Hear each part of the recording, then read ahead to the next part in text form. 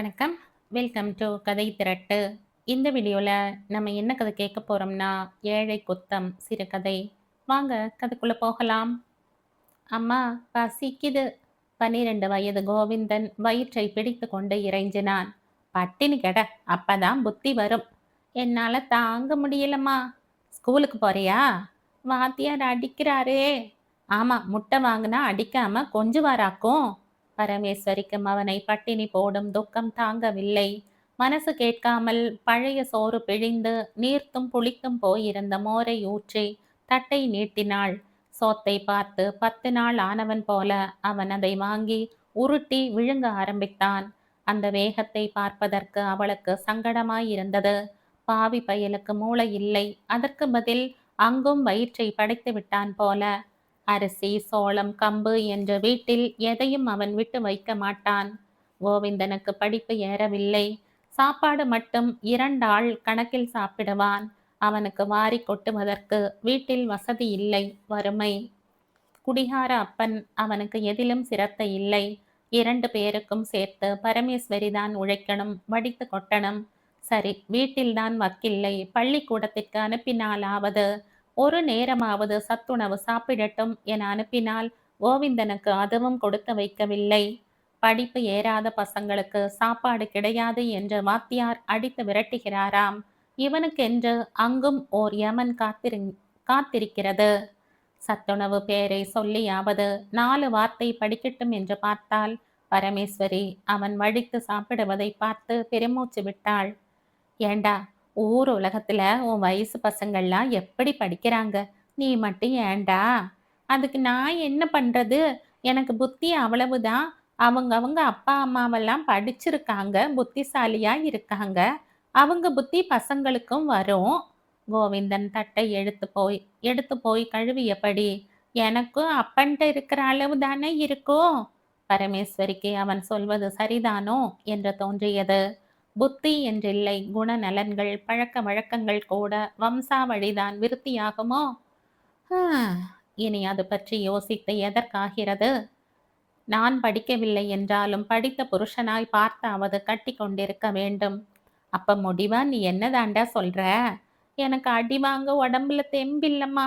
படிப்பும் வேணாம், சத்துணவும் வேணாம், என்ன விட்டுருமா. அவனது கண்கள் கசிந்தன, கசிந்துருகின. அன்று ராத்திரி முழுக்க மகனின் எதிர்காலம் பற்றி நினைத்ததில் பரமேஸ்வரிக்கு தூக்கம் இல்லை. நான் படிக்காததால் தான் வீடுகளுக்கு தண்ணி எடுத்து கொடுத்து கஷ்டப்படுகிறோம். இவனையாவது நல்ல நிலைக்கு கொண்டு வரலாம் என்று பார்த்தால் விதி விடாது போலிருக்கிறதே. ஹோட்டல் முதலாளி 2 நாள் முன்பு எடுபிடிக்கு யாராவது ஆள் கிடைச்சால் சொல்லி அனுப்பேன் என்று சொன்னது ஞாபகத்திற்கு வர, பேசாம கழுதைய அனுப்பிவிட வேண்டியதுதான் என்கிற முடிவுக்கு வந்தாள். வேறு என்ன செய்வதாம்? இவனுக்கு வேண்டியது சாப்பாடு, தீனி. ஹோட்டலில் சம்பளம் குறைவாக இருந்தாலும் கூட வேளா வேளைக்கு வயிறு முட்ட சோறாவது போடுவார்களே. இவனுக்கு வேண்டியது அதுதானே. மறுநாளே அவனை அழைத்து போய் கடையில் சேர்த்து விட்டாள். அந்த ஹோட்டலையும் அங்குள்ள பதார்த்தங்களையும் கோவிந்தனுக்கு ரொம்ப பிடித்திருந்தது. பூரி, தோசை, பரோட்டா என ஆரம்பித்து மொத்தம் 20-30 ஐட்டங்கள். யார் எப்போ வந்து எது கேட்டாலும் இல்லை எனாமல் கொடுக்க வேண்டும் என்பது முதலாளியின் உத்தரவு. முதலாளி எப்படிப்பட்டவர் என்பது தெரியவில்லை. அவர் எப்போதாவது தான் வருவார். வந்தாலும் கூட அரை மணி நேரம்தான் இருப்பார். அதற்குள் கணக்கு வழக்குகள் பார்த்துவிட்டு போய் விடுவார். அங்கு நிர்வாகம் எல்லாம் மேனேஜர் தான். அவருக்கு கீழ் சூப்பர்வைசர், சரக்கு மாஸ்டர், கேஷியர் என ஷிப்டிற்கு ஒருவர் ஆட்சி புரிவர். சப்ளைக்கும் கிளீனிங்கிற்கும் மொத்தம் 40 பேர். வேலைக்கு சேர்ந்த தினம் கோவிந்தனுக்கு குஷியா இருந்தது. நேரம் போவதே தெரியாமல் வேலை வேலை. டேபிள் கிளீன் பண்ணணும், பாத்திரம் கழுவணும், அடித்து மாறணும், இலை காய்கறி நறுக்கணும், தண்ணீர் தூக்கணும், விறகு பிளக்கணும். இன்னதுதான் வேலை என்று சொல்ல முடியாது. வேலைக்கு அவன் புதிது என்பதாலும் வயது குறைவு என்பதாலும் விரட்டி விரட்டி வேலை வாங்கப்பட்டான். கண் முன்னே பதார்த்தங்கள் இருக்கும், ஆனாலும் அவற்றை எடுக்க முடியாது, கூடாது. வடை போண்டாவெல்லாம் எண்ணி எண்ணி வைக்கப்படும். கணக்கில் உதைத்தால் 2 போண்டா குறையுதே, யார எடுத்தா என்று சூப்பர்வைசர் கையை ஓங்குவார். 3ஆம் நாளே கோவிந்தனுக்கு அந்த வேலை சலிப்பு தர ஆரம்பித்தது. விடியற்காலை 4 மணிக்கு எழுப்பி விட்டு விடுவார்கள். பெயருக்கு ஒரு டீ கொடுத்து அதை செய் இதை செய் என்று விரட்டி கொண்டே இருப்பார்கள்.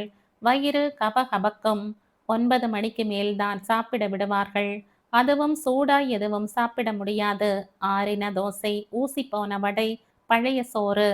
ஒரு முறை பூரி ஒன்று எடுத்து தின்றுவிட சூப்பர்வைசர் பளாரென அறைந்தார். ஏண்டா நாயே, நீ கெட்ட கேட்டுக்கு பூரி கேக்குதா என்று கர்ஜித்தார். அண்ணே, நான் முழுக்க வேலை செய்யறேன், பூரி எடுத்தா என்ன தப்பு? எதிர்த்தாட பேசுற? ஒரு செட்டு பூரி என்ன வேலை தெரியுமில்ல? 6 ரூபா. நீ 3 செட்டு தின்னா அப்புறம் இழுத்து மூடிட்டு போக வேண்டியதுதான். சப்ளையர் திங்கிறாரு, மாஸ்டர் திங்கிறாரு, நான் மட்டும் கூடாதா? அதற்குள் சப்ளையரும் மாஸ்டரும் அவசரமாய் இடைப்பட்டு, இவன் கிடக்கா சின்ன பையன், நாங்க புத்தி சொல்லி வைக்கிறோம் என்று கோவிந்தனை ஹோட்டலுக்கு பின்புறம் இழுத்து போயினர். ஏண்டா, உனக்கு எத்தனை திமிரு, எங்களை காட்டி கொடுக்கறையா என்று சப்ளையர் முஷ்டி உயர்த்தினான். ஆமா, நீங்க மட்டும் பிடிச்சதை சாப்பிடலாம், நான் கூடாதா? நான் சாப்பிட்டதை நீ பாத்தியாடா? ஏன் பார்க்கல? சாப்பிட்டதை மட்டுமா பார்த்தேன்? உங்க வீட்டுக்கு வேற பார்சல் அனுப்புறீங்க. வேலிக்கு வெளியே அரிசியும் போகுது, எண்ணெய் திருட்டுத்தனமா விற்கப்படுது. எனக்கு எதுவும் தெரியாதுன்னு நினைச்சீங்களா?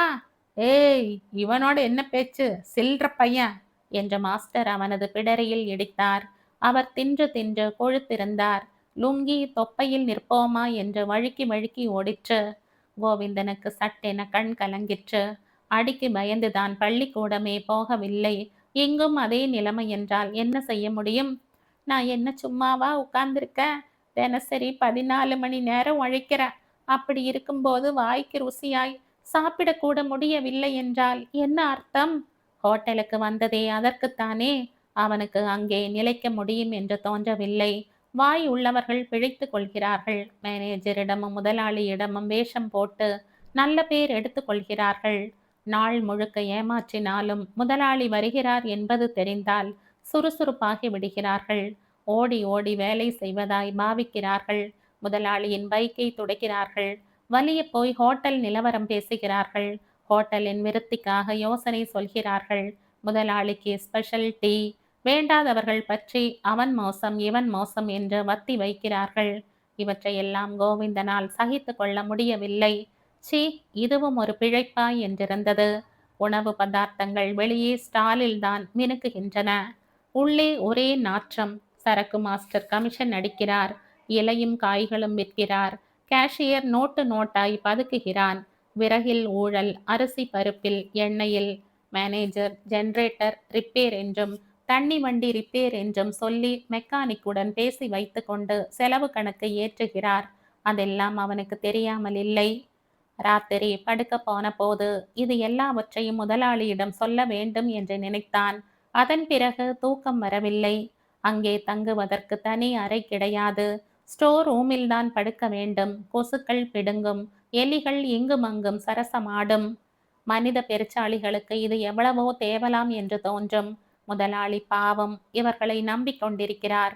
இவர்கள் எல்லோரும் சேர்ந்து கூடிய சீக்கிரம் போண்டியாக்கி கடையை மூட வைத்து விடுவார்கள். அன்று அவனுக்கு ஒரே தலைவலி. காலையில் அசந்து தூங்கிவிட சூப்பர்வைசர், என் நாய, இன்னுமா தூங்குற என்று எட்டி பிடரியில் உதைத்தார். என்னவோ ஏதோவென்று சுருட்டி கொண்டு எழுந்தவனுக்கு பொசுக்கென கோபம் வந்தது. இவன் யார் என்னை உதைப்பதற்கு? என்னடா முறைக்கிற என்ற கையை ஓங்க. அண்ணே, என்ன அடிச்சிங்க, அப்புறம் தெரியும் சேதி. என்னடா செய்வ? முதலாளிகிட்ட சொல்லுவேன். முதலாளிட்டியா? என்னன்னு? நீங்க செய்யற ஊழலையெல்லாம் சொல்லுவேன்.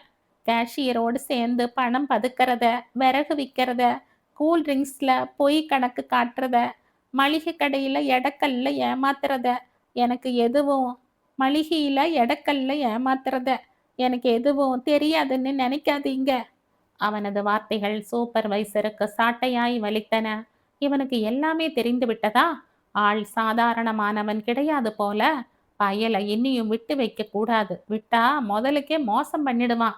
ராஸ்கல், உனக்கு அவ்வளவு ஆயிடுச்சா? நேத்து வந்த பயல் நீ. என்ன திமிரு, என்ன வாய் கொழுப்பு. இப்ப மரியாதையா தண்ணி எடுக்க போறியா இல்லையா? இல்ல, முடியாது. அப்போ உனக்கு இங்க வேலை இல்ல, போடா வெளிய. அதை சொல்றதுக்கு நீ யாரு? முதலாளி வரட்டும். பொடி பயலின் வார்த்தைகள் அங்கு வேலை செய்பவர்களின் மூக்கில் வியர்க்க வைத்தன. விரல் வைக்க வைத்தன. சப்ளையர்கள் கூட்டமாய் சேர்ந்துவிட சூப்பர்வைசருக்கு அவமானமாயிற்று. என்ன இங்க வேடிக்கை? எல்லாரும் போய் வேலையை பாருங்க என்று கத்திவிட்டு விடு விடுவென போய் மோட்டார் சைக்கிளில் தொற்றினார். ஒரு வாரம் ஆயிற்றே. மகன் எப்படி இருக்கிறான் என்று அறியும் ஆவல் பரமேஸ்வரிக்கு எழுந்தது. ஒரு நடை நேரிலேயே போய் பார்த்துவிட்டு வந்துவிடலாமே என்று அன்று வேலையெல்லாம் முடித்துவிட்டு புறப்பட்டிருந்தாள். கோவிந்தன் வேளா வேளைக்கு மூக்கு முட்ட சாப்பிட்டு கொழு கொழு என்றிருப்பான் என நினைத்தபடி ஹோட்டலை அடைந்தவளுக்கு அங்கே கண்ட காட்சி வயிற்றை கலக்கியது. ஹோட்டலின் பின்புறம் கோவிந்தன் ஐயோ அம்மா என்று அலறிக் கொண்டிருக்க முதலாளி அவனை பெல்ட்டால் விளாசி கொண்டிருந்தார். முதலாளி, என்ன விட்டுருங்க, விட்டுருங்க, அடிக்காதீங்க, அடிக்காதீங்க என்று தரையில் உருண்டு புரண்டு கெஞ்சும் மகனை பார்த்து கொண்டு பரமேஸ்வரியால் சும்மா இருக்க முடியவில்லை. வயிறு ஒட்டி கன்னம் வெளிரின மகனை அவளால் ஏறிட முடியவில்லை. ஓடிப்போய் முதலாளியை மறித்து, ஐயா, என்ன இது என்று கண் கலங்கினாள். இவன் என்ன தப்பண்ணான்னு இப்படி போட்டு அடிக்கிறீங்க? என்ன தப்பா? அவனையே கேட்டு பாரு. வேலைக்கு 4 வடை சாப்பிட்றானாம். மைசூர் பாகு, லட்டு, ஜிலேபின்னு எதையுமே விட்டு வைக்கிறது இல்லையாம். திருடி திருடி திங்கறானாம். ஏய், திருடினியாடா? இல்லம்மா, அந்த சூப்பர்வைசரும் கேஷியரும் தான். ராஸ்கல், பொய்யாடா சொல்ற? உன் திருட்டை கண்டுபிடிச்சதுக்கு அவங்க மேல பழி போடுறியா? உன்ன ஐயா, வேண்டாம்யா, அவனை விட்டுருங்க. எப்படி விடுறது? என்னடா அது, இவ்வளோ கஸ்டமர் வர்ற ஹோட்டல்ல நஷ்டம் வருதுன்னு பார்த்தேன். இந்த கம்மநாட்டி திருடி தின்னா அப்புறம் ஏன் நஷ்டம் வராது? அவன்தான் திருடலைங்கிறேனே, திருடலேன்னு சொல்றானே ஐயா. எந்த திருடன் தான் திருடனதை ஒத்துக்கிட்டு இருக்கான்? அடிச்சு பல்ல பேத்தா தன்னால ஒத்துக்கிறான். பரமேஸ்வரிக்கு அவன் திருடி இருக்க மாட்டான் என்று அடித்து சொல்ல முடியவில்லை. கோவிந்தனின் குணம்தான் தெரியுமே. சரியான சாப்பாட்டு ராமன். திருடி இருப்பான், பசித்திருக்கும், எடுத்து தின்றிருப்பான். அதுக்காக இப்படித்தான் போட்டு அடிக்கிறதா? ஐயா, அவன் அப்படியே திருடி இருந்தாலும் அதுக்காக இப்படித்தான் அடிக்கிறதா? அவன் எவ்வளவுக்கு தின்னானோ அதை சம்பளத்துல கழிச்சுக்கிட்டு. சம்பளம்? ஏது சம்பளம்? வேலைக்கு 40 ரூபாய்க்கு தின்றுருக்கா, நீ தான் எனக்கு தரணும். அந்த வார்த்தைகள் கோவிந்தனின் செவிகளில் ஈட்டியாய் பாய்ந்தன. நானா திருடினேன்? நானா 40 ரூபாய்க்கு தின்றேன்?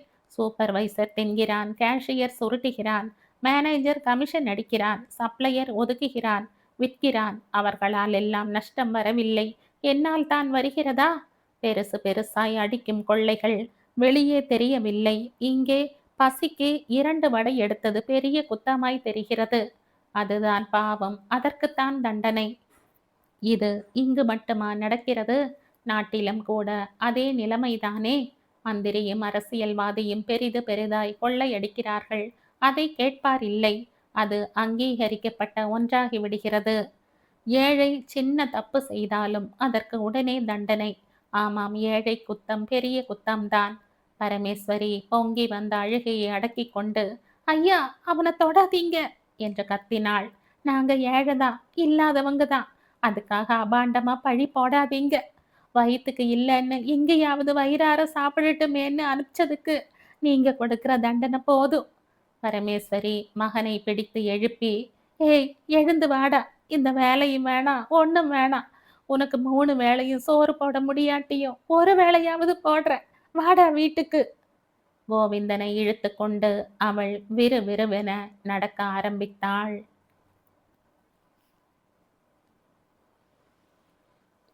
இதோடு இந்த கதை முடியுது. இந்த கதை உங்களுக்கு பிடிச்சிருந்தா லைக் பண்ணுங்க, ஷேர் பண்ணுங்க, சப்ஸ்கிரைப் பண்ணுங்க. மற்றும் ஒரு இன்ட்ரெஸ்டிங்கான கதையோட அடுத்த வீடியோவில் சந்திப்போம். பை. தேங்க்யூ.